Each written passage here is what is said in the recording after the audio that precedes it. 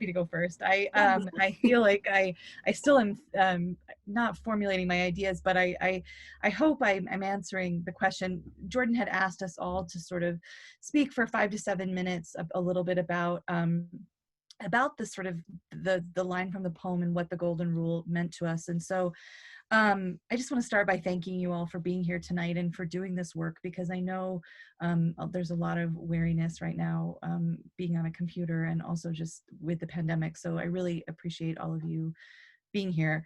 I think it's also really wonderful to know what people are doing in the state and around the country. I know there's some people not in Wyoming on this call. So my name is Nina McConigley, and I live in Laramie, and I'm a writer and a professor at the University of Wyoming. I was born, as my introduction said, in Singapore, and I grew up in Casper. We moved there when I was a baby. And when we moved to Casper, we were incredibly isolated, I think, in many ways. My father, who's white, is a geologist, and almost immediately, this was the 70s, he almost immediately went out into the field and left my mother, and who was very new to Wyoming in the late 70s with 2 small children. And at that time, I mean, Casper right now is 92% white. I imagine in 1976 was probably even more so white. And one of the first places that my mom really looked for community and found community was within the church. She had grown up in Madras, India, which is now Chennai. And many people are often surprised. I teach an Indian lit class here, and people are surprised when I say that South India has a large Christian population. When Vasco da Gama arrived himself in 1498 in India, he himself was surprised to find Christians there.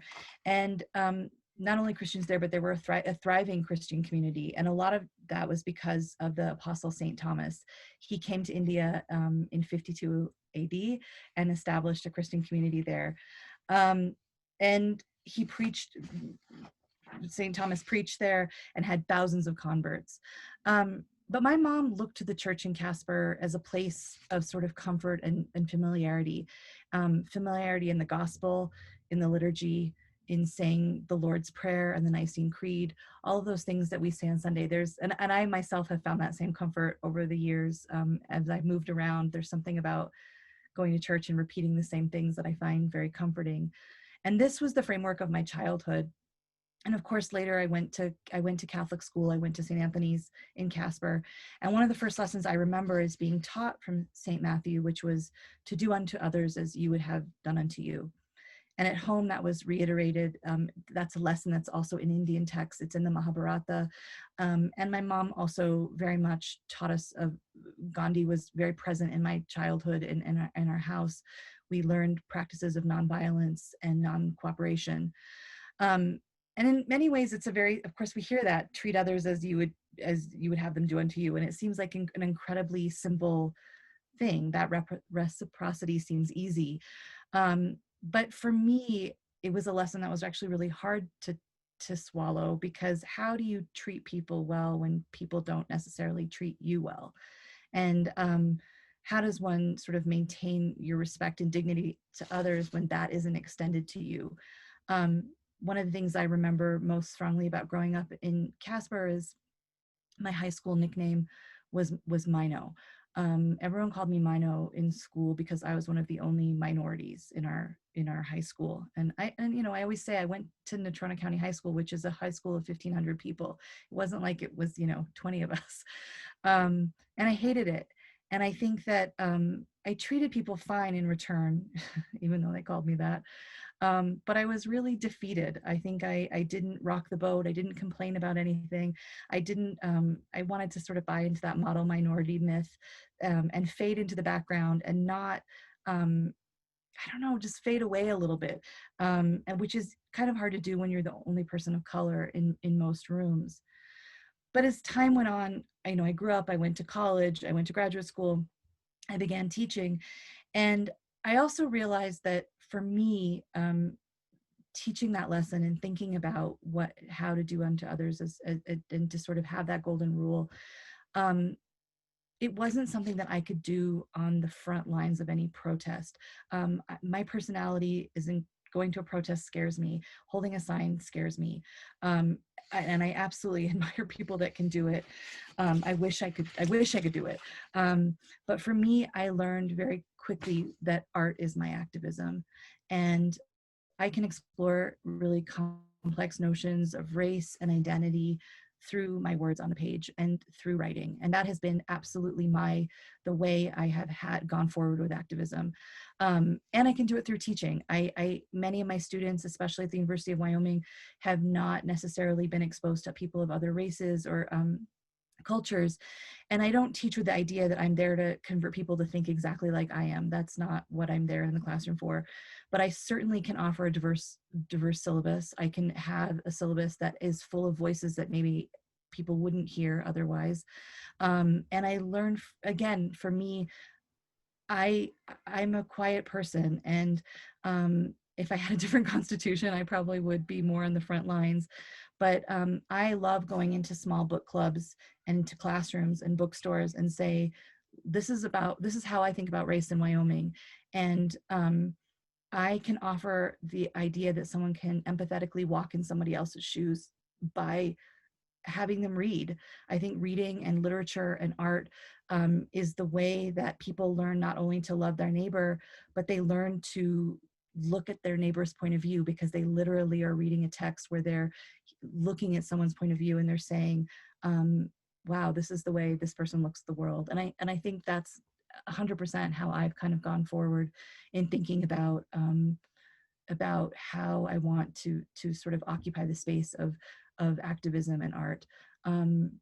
That being said, I also should say this season, I feel like more and more, I was talking to a friend today actually about fights that people get on Facebook and whatnot. And I do think that in the past I have been a little quieter, and I think this is the time to speak up when we see cruelty, and I absolutely have started to be a little more vocal in that way. But again, for me, art is my activism and the way I go forward. That's really beautiful. Thank you. All right, Jalissa. Hi, everyone. My name is Jalissa. And before I get started, I want to give space and honor to the families of the Black and Brown victims who have been unjustly taken from us this year due to systemic racism and white supremacy. Breonna Taylor, Rayshard Brooks, George Floyd, Elijah McClain, Ahmaud Arbery, David McTee, Tony McDade, and Jacob Blake. It's for these names and countless others that I'm here tonight. It's for these names that I do the work that I do. And it is for these names that I will continue to fight. My name is Jalissa, and I am a community activist. I'm also a pre-law student. I'm from Atlanta, Georgia, by way of Houston, Texas. I moved to Cheyenne nearly 2 years ago. I have recently been involved in local grassroots organizing. I'm the co-director of an organization here called Feminist Leaders for Reproductive Justice. I'm also a member of the local NAACP. I'm currently working with a coalition here in Wyoming to repeal the death penalty. I work with a social justice fund, Northwest, that provides grant funding to nonprofit Black-led organizations. And I'm also a member of the Wyoming Independent Citizen Coalition. I'm a mother and I'm a wife, but most importantly, I'm a Black woman. And my mission is to liberate marginalized people. I became invested in social justice around the age of 17 when I became familiar with a case that was getting national attention that really resonated with me. A Black man by the name of Troy Davis was unjustly executed by the state of Georgia on September 21st, 2011. And that case served as a catalyst for me to dive deeper into our dysfunctional criminal justice system. It was then that I realized that the real life needs of Black and brown people have been historically overlooked and undervalued in the creation of the American dream. And that the anti-Blackness that this country was founded on continues to thrive while simultaneously devaluing and dehumanizing people of color. What I want people to understand about this work is that racism is systemic. It's a part of a historic structure that needs to be burned down and not just tweaked or changed. To truly live by the golden rule, we must challenge these power structures and institutions that perpetrate injustices. It means that seeing my life as a Black woman is in danger, and not just feel for me, but to act. When I was first invited to this panel, like Jordan said, I was told, it was explained to me that the title of the panel would partially come from the poem written by Gwendolyn Brooks that reads, "We are each other's business. We are each other's harvest. We are each other's magnitude and bond. And if that is true, and you are mine and I am yours, then you will understand that none of us are free until we're all free." This also means that the chanting of the phrase Black Lives Matter should resonate with those instead of offending. Furthermore, we must address any and all manifestations of oppression and state-sanctioned violence against people of color, including but not limited to the disproportionately high rates of police brutality, profiling, and abuse, the incarceration of Black and brown people, the foreclosure on Black homes and gentrification of our neighborhoods, the celebrated vigilante violence geared towards the murder of Black and brown people, senseless violence against transgender women, the lack of access to healthy foods in Black communities, the alarming rates of maternal mortality in Black women, the defunding for public schools in urban areas. Those are just to name a few. So I say all that to say, the golden rule to me is more than just treating others how you want to be treated. To quote Martin Luther King Jr., our lives end the day we become silent about what matters. Thank you. Oh, thank you. We've had a lot of talk about purpose tonight, and you really shared yours. I appreciate that. Thank you. And Reverend Hannah, you're next. Yeah, thank you. And thank you, Nina and Jalissa, for what you offered and preached into this space. So I will confess to being somebody who I sometimes struggle with the golden rule.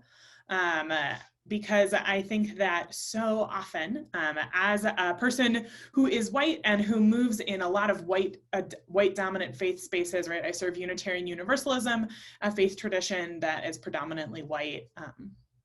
And so when I think about the golden rule, I feel like I often hear it used in my sort of like good white liberal circles. I hear it used so often to justify the belief that other people should want what we want for ourselves, right? Not using it to engage the sort of the theological statement that's in that Gwendolyn Brooks poem, but instead to engage from a place of that I want for everyone the things that I want, right? I want Nina and I want Jalissa to have the same exact opportunities that I have. I want them to have access to the life that I have, because surely they should be treated the way I'm treated.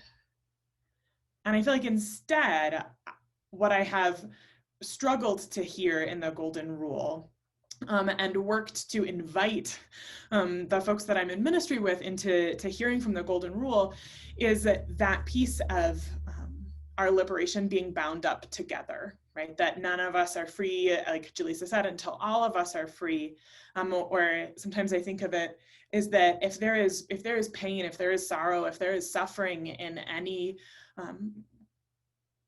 of my kindred, in any of my kin in humanity, then there's suffering for me.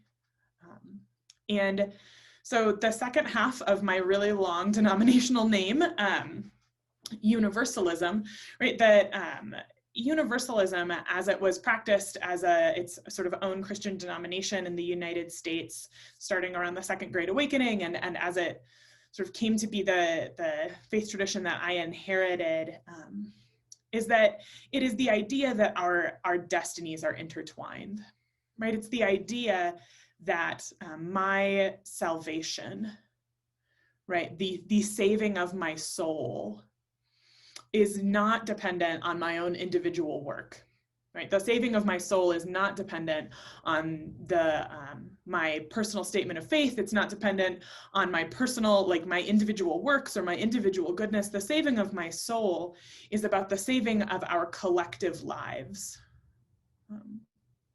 And so if salvation is collective, then that means that if anyone is in bondage, we're all in bondage. And if anyone is hurting, we are all hurting. And that interpretation of the Golden Rule has been a foundation of white anti-racist and specifically religious white anti-racist work in the United States since before it was the United States. In his book, Stand from the Beginning, Ibram Kendi talks about that the first sort of circulators of anti-racist thought in what would become the United States were white Mennonites.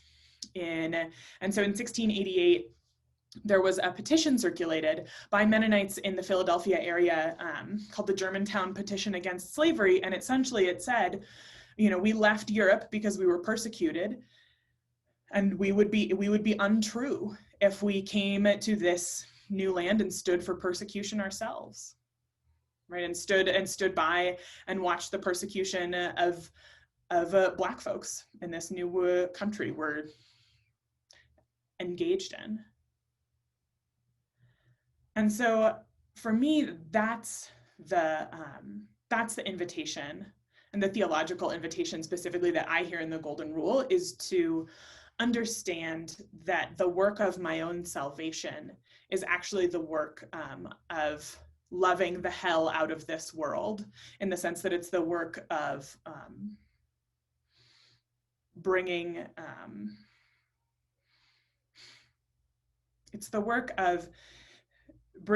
this world into the world that we know it can be. And it's the work of loving through the structural evil and the structural oppression that we have been conditioned to think is normal and average and unremarkable.